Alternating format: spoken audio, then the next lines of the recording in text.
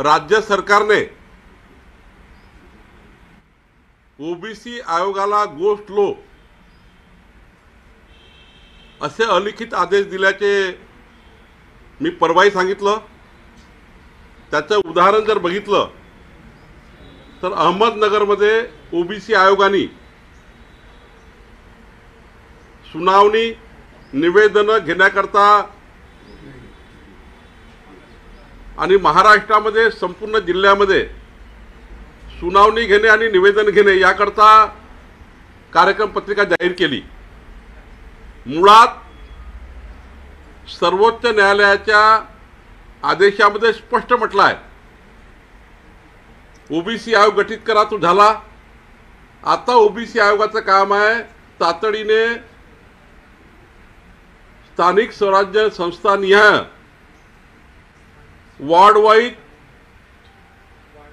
मतदार यादीवरनं तिथल्या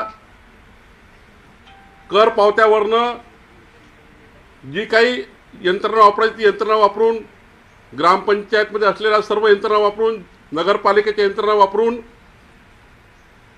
एकूण लोकसंख्येच्या ओबीसी लोकसंख्या किती आहे याचा डेटा तयार करायचा आहे आणि महिन्याभराच्या आतमध्ये तो डेटा तयार होऊ शकतो शासकीय यंत्रणा वापरून आणि आयोगाची यंत्रणा वापरून। हे विधानमंडळामध्ये अजित पवारजी, विजय वडेट्टीवारनी जाहीर केलं आहे आणि पहिलं काम हेच आयोगाचं की तातडीनं इम्पेरिकल डेटा तयार करणे, जमा करणे। मध्य प्रदेशने सुद्धा या भानगडी केल्या नाही सुनावणीच्या, निवेदन स्वीकारण्याच्या। मध्य प्रदेशनी सरळ प्रत्येक स्थानिक स्वराज्य संस्था निहाय एकूण लोकसंख्येच्या ओबीसी लोकसंख्या किती आहे हे तपासलं आणि त्याचा डेटा तयार केला, ग्रामपंचायत वाईज केला, नगरपालिका वाईज केला, महानगरपालिका वाईज केला आणि तो आयोगाकडे सादर केला। आयोगाने मग सुप्रीम कोर्टाकडे दिला। हे अपेक्षित असताना आयोग ज्या पद्धतीने वागताय त्यावर मी पहिलेही शंका घेतली, आताही शंका आहे माझी की या आयोगाला गोष्ट लोच्या सूचना दिल्या गेल्या आहेत आणि जाणीवपूर्वक महिन्याभरात होणारं काम हे सरकार येणाऱ्या सप्टेंबर ऑक्टोबरपर्यंत करणार नाही।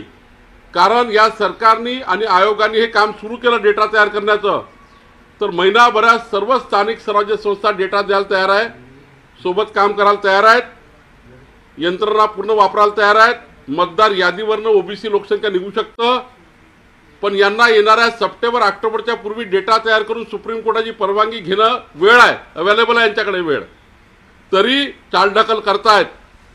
आणि म्हणून ह्या अशा बैठकी रद्द कराव्या आयोगाने आणि तातडीनं आजपासून संपूर्ण महाराष्ट्राची महसूल, ग्रामविकास, कृषी, आरोग्य साऱ्या यंत्रणा कामात लावून मतदार यादीवरनं आणि ग्रामपंचायत निहाय डेटा तयार करावा।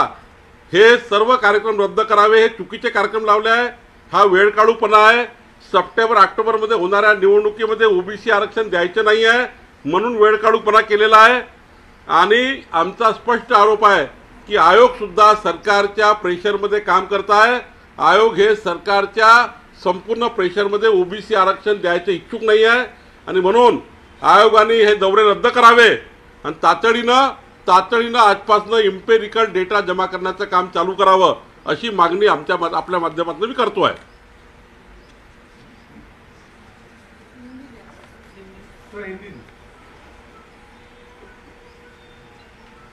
महाराष्ट्र के ओबीसी रिजर्वेशन को लेकर जो आयोग तैयार किया गया, वो आयोग अहमदनगर में जिस प्रकार से सुनावनी डेलीगेशन लेने का जो उन्होंने प्रोग्राम लगाया पूरे स्टेट में लगाने वाले हैं, ये केवल टाइम पास करने का काम चालू है।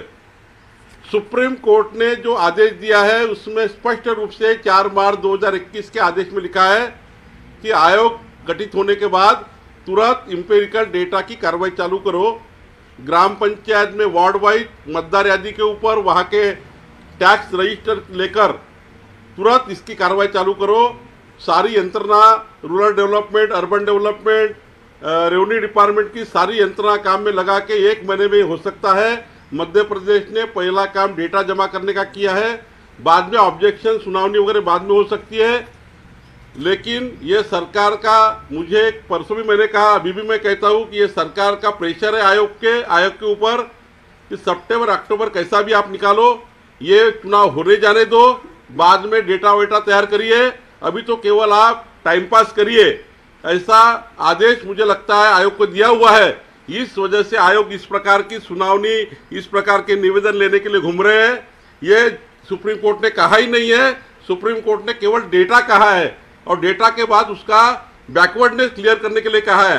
ये सारी चीजें छोड़ के आयोग ये भलती तरफ जा रहे, सितंबर तक टाइम पास कर रहे। आज भी अगर आयोग ने निर्णय लिया और हमारे महाराष्ट्र की सारी यंत्रणा का वापर किया, मध्य प्रदेश जैसा, तो 1 महीने में सारा कंप्लीट डेटा बन सकता है, बैकवर्डनेस क्लियर हो सकता है और अभी 1 महीने के अंदर जून में सुप्रीम कोर्ट पे जाकर आने वाले सितंबर अक्टूबर के चुनाव में ओबीसी आरक्षण मिल सकता है। 1 महीने के अंदर सारा काम हो सकता है, लेकिन 2 महीना इस जिले में घूम के टाइम पास करने का काम आयोग कर रहा है।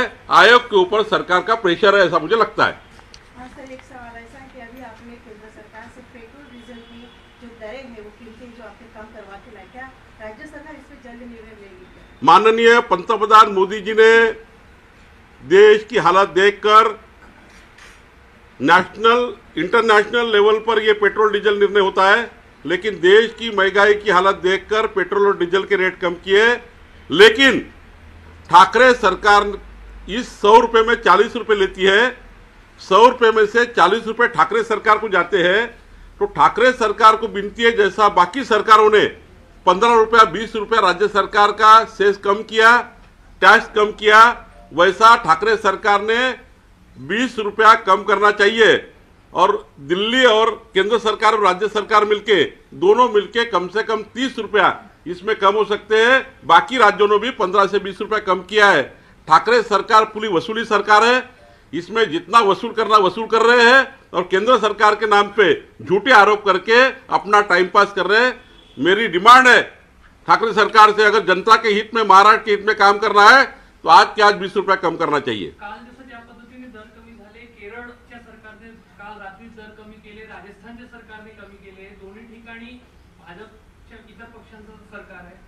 महाराष्ट्रामध्ये काय अडचण आहे का जाणून बुजून? महाराष्ट्रामध्ये एकच अडचण आहे की तुम्ही जर जनतेला जर रिलीफ दिला तर तिजोरीत पैसे कमी होईल आणि महाविकास आघाडीला वसुली सरकारला वसुलीला कमी पैसे पडतील आणि म्हणून ज्या ठिकाणी इंटरेस्ट आहे, ज्या ठिकाणी वसुली मिळते, त्या ठिकाणचे कामं कमी होतील आणि म्हणून त्यांना पब्लिकला देण्यात इंटरेस्ट नाही। तुम्ही बघा, पब्लिक इंटरेस्टचा सर्व योजना बंद आहे।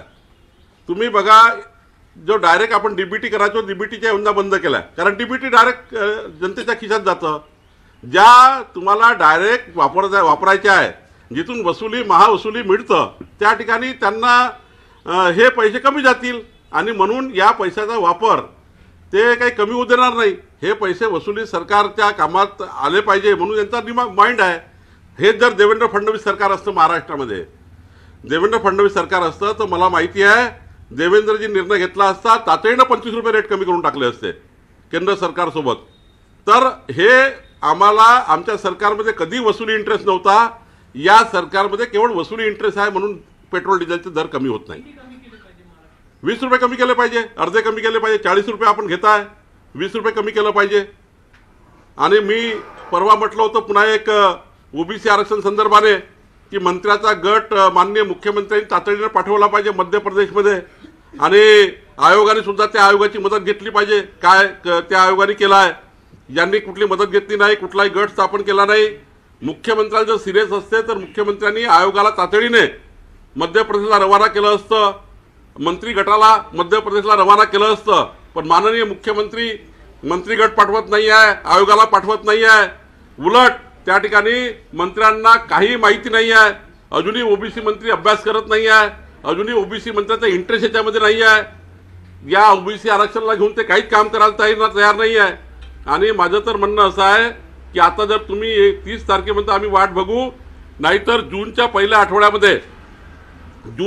आठवड्यात माननीय चंद्रकांत दादा, भारतीय जनता पक्षाचं ओबीसीचं शिष्टमंडळ तिथल्या ओबीसी आयोगाला भेटण्याकरता, त्या ओबीसी आयोगाच्या सदस्यांना भेटण्याकरता, माननीय मुख्यमंत्र्यांना भेटण्याकरता चंद्रकांत दादा शिष्टमंडळाची नियुक्ती करणार आहे, त्याची अधिकृत घोषणा करणार आहे. तोपर्यंत राज्य सरकारने ओबीसी मंत्र्यांना आणि आयोगांना मध्य प्रदेशला पाठवून महिन्याभरात कसं होऊ शकतं याचा पूर्ण अभ्यास करून यावं आणि तातडीनं महिन्याभराच्या आत ओबीसी आरक्षण द्यावं अशी मागणी मी करतोय.